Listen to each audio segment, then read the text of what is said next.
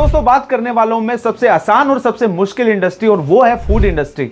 आपको दोस्तों पता होगा कि फूड इंडस्ट्री एक ऐसी इंडस्ट्री है जिसमें कम पढ़ा लिखा भी एंट्री कर सकता है और पढ़ा लिखा भी एंट्री कर सकता है। और ऐसे बिजनेस के अंदर जहां पर कंपटीशन आज के टाइम हो, जहां पर आज के टाइम के अंदर इस बिजनेस के अंदर अगर फूड का काम नॉर्मली बहुत सारे लोग सोचते हैं कि मेरा एक फूड का ब्रांड हो, पर मैं आपको बता दूं दोस्तों कि इंडिया के अंदर ये जितने भी स्टेट हैं, ये स्टेट नहीं है, 28 कंट्री है और हर स्टेट की लैंग्वेज और वहाँ का टेस्ट बिल्कुल अलग है। और फूड इंडस्ट्री के अंदर इंडिया में खड़ा होना बहुत मुश्किल काम है। और बड़े बड़े ब्रांड जो भी आप देखते हैं ना, जो बैकअप के साथ है, वो सारे के सारे ब्रांड हिंदुस्तान में जो है फॉरेन के ब्रांड है। इंडियन की मार्केट में बहुत कम इंडिया के ब्रांड है जो कि मार्केट में अपना सिक्का चला पाए, अपने पैर जमा पाए। और अगर किसी ब्रांड ने अपना पैर जमाया है फूड इंडस्ट्री के ब्रांड ने, तो वो अपने रीजन में जमाए। मान के चलो वेस्ट के हो तो वेस्ट में ज्यादा पॉपुलर है, साउथ में तो साउथ में ज्यादा पॉपुलर है।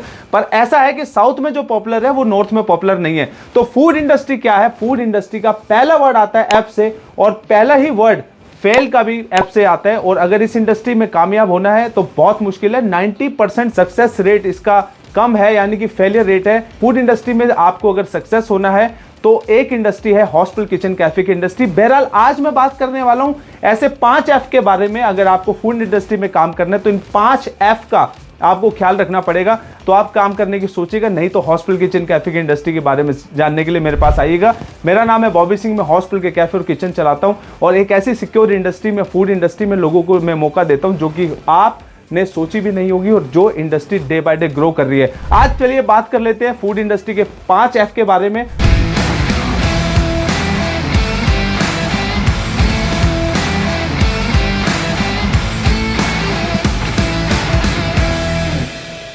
पहला जो एफ आता है वो सबसे इंपॉर्टेंट एफ है और वो है फंडिंग। अगर आपके पास पैसा नहीं है, यानी कि फंड नहीं है, तो आप बिजनेस की सोचेगा भी नहीं, क्योंकि यहां पर आपको ओपनिंग के साथ साथ आपको ऑपरेशंस के लिए भी पैसा चाहिए। यानी कि आपको बिजनेस को स्टार्ट भी करना है और स्टार्ट के साथ साथ आपको अपना बिजनेस चलाना है। हो सकता है आपका बिजनेस 6 महीने ना चले, हो सकता है साल ना चले, तो आपको 6 महीने या साल की सैलरी अपनी जेब में रखनी पड़ेगी। आपको रेंट, अगर रेंट पे है तो रेंट का खर्चा देना पड़ेगा, नहीं तो आपके जो एक्सपेंडिचर है, जो खर्चे हैं, वो खर्चे रहेंगे। तो ये फंडिंग का बिजनेस है, क्योंकि आज के टाइम में बिजनेस को संभालने के लिए आपको अगले साल का 2 साल का बैकअप यानी कि फंड रखना पड़ेगा।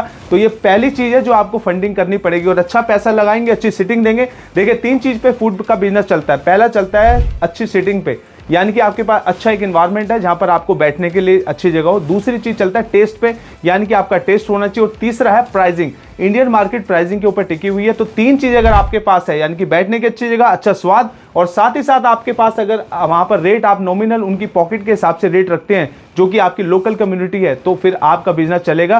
तो उसके लिए आपको फंडिंग हमेशा चाहिए, और हर बिजनेस में फंड जो है सबसे बड़ा रोल प्ले करता है। तो पहला जो मैंने आपको एफ समझाया वो है फंडिंग। दूसरे एफ में आता है दोस्तों फैमिली सपोर्ट, यानी कि अगर आपकी फैमिली जो है अगर आपके सपोर्ट में नहीं है तो आपको बिजनेस नहीं करना चाहिए, क्योंकि आपको कहीं ना कहीं आपको वेंडर मैनेजमेंट भी देखना है, आपको कस्टमर भी देखने हैं, आपको वहां पर सिटिंग भी करनी है। आप अगर अपने जो इस रेस्टोरेंट को या फूड बिजनेस को, आउटलेट को चलाएंगे तो आपको फैमिली के किसी ना किसी पर्सन की सपोर्ट चाहिए होगी। तो फैमिली का सपोर्टिंग होना बहुत जरूरी है, क्योंकि वो आपको मोटिवेशन देंगे, वो आपको कहीं ना कहीं पैसे की भी सपोर्ट करेंगे। इसलिए फैमिली को हम साथ लेके अगर चलते हैं, अगर आपके भाई हैं, आपके फादर साहब हैं, या आपका कोई भी फैमिली का बिजनेस में इन्वॉल्व होगा, तो आपके जो, अगर आप बाहर की मार्केट यानी कि वेंडर मैनेजमेंट को देखेंगे, तो आपका जो कैश है, जो आपका कैश मैनेजमेंट है, उस मैनेजमेंट में कहीं ना कहीं लीकेज होने की संभावना है। अगर आपका फैमिली पर्सन कोई भी है जो आपकी सपोर्ट में है, तो आपकी बहुत चांसेस हैं आपके ग्रो करने के, आपके बिजनेस के ग्रो करने के। तीसरे ऐप में आपको समझना पड़ेगा, क्योंकि ये बहुत जल्दी बढ़ता है, फास्टेस्ट ग्रोइंग इंडस्ट्री है, बहुत जल्दी बढ़ने वाली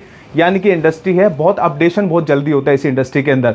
नए नए मेन्यू, नई नई इनोवेशन होती रहती है, और नए नए ब्रांड हैं वो आते रहते हैं मार्केट के अंदर, वो अपना नया अपडेशन लेके आते हैं। क्योंकि अगर आपका कोई कंसेप्ट है, आपकी कोई थीम है, आपका कोई इंडियन मेन्यू है, आपका कॉन्टिनेंटल मेन्यू है, आपकी किसी भी कुजीन पे काम करना है, उसमें आपको इनोवेशन देने पड़ेंगे, चाहे वो कटलरी में, चाहे वो किसी प्रेजेंटेशन आपको करनी पड़ेगी। यानी कि आप एक नॉर्मल तरीके से कोई फूड का बिजनेस कर रहे हैं, वो ज्यादा दिन चल नहीं पाएगा। वो साल, 2 साल, 5 साल तक चल जाए, पर वो किसी ना किसी एक दिन खत्म हो जाएगा, क्योंकि नए नए लोग नए नए इनोवेशन इस इंडस्ट्री में लेके आते रहते हैं। तो फास्टेस्ट ग्रोइंग और फास्टर अपडेशन वाली इंडस्ट्री है। अगर आप इस इंडस्ट्री के अंदर अपडेट नहीं करेंगे अपने आप को, और एक ही मेन्यू, एक ही थीम और एक ही चीजों पे टिके रहेंगे, और ये इंडस्ट्री आपको कामयाब नहीं होने देगी, क्योंकि हर आदमी की आज के टाइम में सोशल मीडिया का जो टाइम है, हर आदमी नया ढूंढता है और हर नए जगह पे जाना, नई चीज़ों को इस्तेमाल करना, नई चीज़ों का एक्सपेरिमेंट करना। आज के जो युवा पीढ़ी, आज की जो जनरेशन है, वो इन चीज़ों पे बहुत फोकस करती है और हर किसी आदमी को अपना स्टेटस, अपना यूट्यूब, फेसबुक या आपको किसी ना किसी प्लेटफॉर्म पे उनका कुछ ना कुछ उनको अपना डालना है, ताकि उनको मटेरियल चाहिए, तो वही मटेरियल आपको कामयाब बनाएगा। तो फास्टेस्ट ग्रोइंग इंडस्ट्री है, फास्टेस्ट अपडेशन आपको करना है और ये आपको ख्याल रखना है कि कुछ ना कुछ 2-4 महीने बाद आपको मेन्यू चेंज में या किसी ना किसी इनोवेशन करते रहना, तो आप इस चीज में सलामत रहेंगे। अगला मेरा पॉइंट है फूड ऑन लोकल टेस्ट। अगर आपका फूड अगर लोकल टेस्ट के अकॉर्डिंग नहीं होगा तो आपके बिजनेस के अंदर प्रॉब्लम आ सकती है। अगर आप किसी की कॉपी कर रहे हैं, जो कि ब्रांड की कॉपी कर रहे हैं, वो करेंगे तो बहुत जल्दी फेल हो जाएंगे। हमारे इंडिया की सबसे बड़ी प्रॉब्लम क्या है फूड में, जिस वजह से बहुत सारे ब्रांड सक्सेस नहीं हो पाते, क्योंकि कुछ टेस्ट साउथ वालों को पसंद आता है तो कुछ नॉर्थ वालों को नहीं पसंद आता, और कुछ अगर वेस्ट वालों को आता है तो ईस्ट वालों को पसंद नहीं आता, और कुछ जगह पर नॉन वेजिटेरियन ज्यादा लाइक करते हैं और कुछ जगह पर वेज ज्यादा लाइक करते हैं। पर आपको अपने लोकल परमाइसिस या लोकल जो आपके कस्टमर हैं, लोकल आपकी मेंटेलिटी है, उसके अकॉर्डिंग आपको वहां पर फूड का जो है टेस्ट रखना पड़ेगा। अगर आप लोकल फूड के टेस्ट को पकड़ लेते हैं और टेस्ट के अंदर अगर आपके दम है, आपको कोई भी नहीं आपको पीछे कर सकता, क्योंकि एंड ऑफ द डे आपका जो फूड ऑन टेस्ट है वही काम आएगा जो आपको तरक्की कराएगा, क्योंकि लोग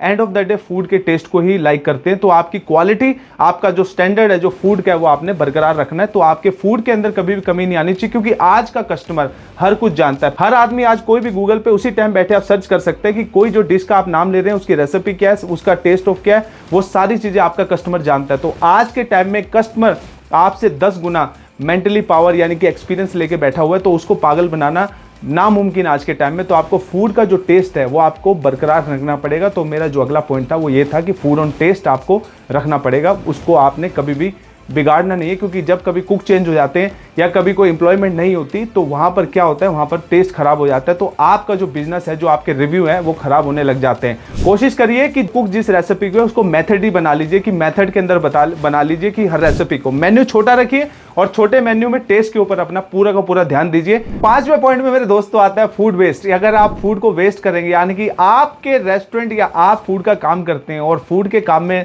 मोस्टली क्या होता है कि आपने 50 बिरयानी प्लेट बना ली और आए 20 कस्टमर ही, 30 प्लेट जो है वो वेस्ट चली जाती हैं। तो वो जो वेस्ट गया है वो आपका पैसा था, वो जो वेस्ट चला गया है। तो फूड वेस्ट का आपने ध्यान रखना है कि फूड वेस्ट आपका ज़्यादा ना जाए, क्योंकि इन्वेंट्री जो है, जो मेन्यू ज़्यादा से ज़्यादा बड़ा करेंगे तो आपका जब फूड वेस्ट जो ज़्यादा होगा, तो आपको कोशिश करनी है फूड वेस्ट कम से कम हो, क्योंकि मेन्यू पे आपको वर्क करना पड़ेगा, आपको मेन्यू मैनेजमेंट पे काम करना पड़ेगा और आपको फूड वेस्ट का पूरा ध्यान रहेगा, क्योंकि फूड वेस्ट आपकी कहीं ना कहीं वो ऐसा छेद होता है नाव का जो आपको एक दिन डुबो देता है। पर ये सारी चीजें हॉस्पिटल इंडस्ट्री में नहीं है। हॉस्पिटल इंडस्ट्री एक कैलकुलेटेड इंडस्ट्री है। यहाँ पर आपको कितना खाना बनाना होता है वो आपको पता लगेगा, आपको कस्टमर यहाँ पर बना बनाया मिलेगा। तो हॉस्पिटल इंडस्ट्री एक बहुत बड़ी इंडस्ट्री है।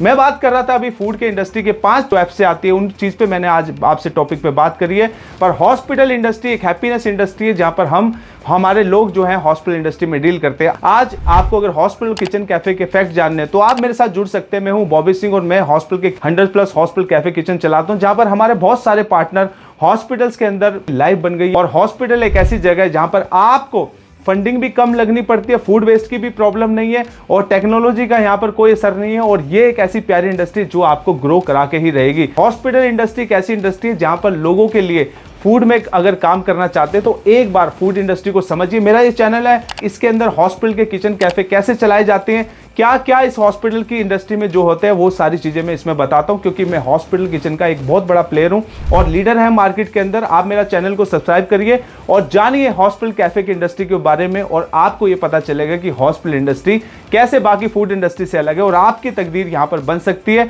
और कुछ भी जानना चाहते हैं तो मेरी टीम को आप इस नंबर पर कॉल कर सकते हैं। मेरे वीडियो में बने रहिए। Thank you so much video देखने के लिए। और आगे जो वीडियो आएगा वो आएंगे हॉस्पिटल इंडस्ट्री, फूड इंडस्ट्री का, और साथ ही साथ मैं बाहर की फूड इंडस्ट्री के बारे में भी आपको बताता रहूंगा कि अगर आपको इसमें कैसे सक्सेस हो सकते हैं। Thank you so much.